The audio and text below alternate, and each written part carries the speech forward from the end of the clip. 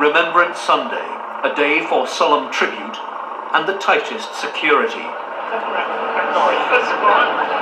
When Whitehall has to be enclosed by all the paraphernalia of intense protection to enable the Queen and her ministers to stand without undue risk on a public street. According to Britain's most senior serving soldier, the current threat is real.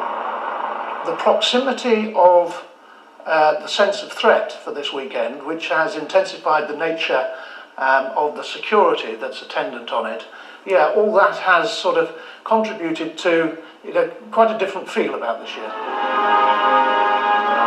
At the cenotaph, there were crowds on a scale rarely seen in recent years for a remembrance ceremony of more than usual significance.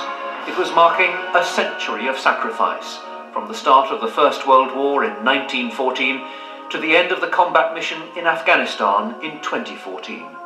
Politicians took their places alongside the Queen and the principal members of the royal family for the start of the national 2-minute silence.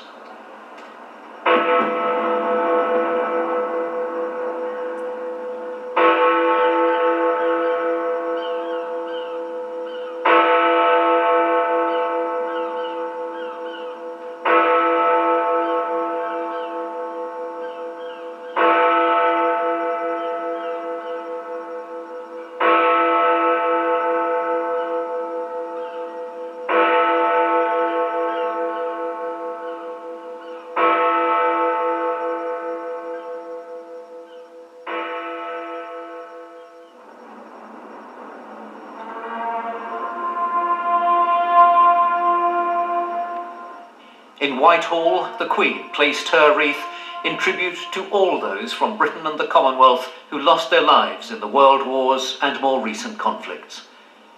For the first time, a wreath was laid at the cenotaph on behalf of the Republic of Ireland, a wreath of laurel leaves in tribute to the 50,000 Irishmen who died fighting for Britain in the First World War. Then it was the turn of the veterans, and at the head of the march, a small group from the Normandy Veterans Association, 70 years after D-Day, on their very last Remembrance Day parade at the cenotaph.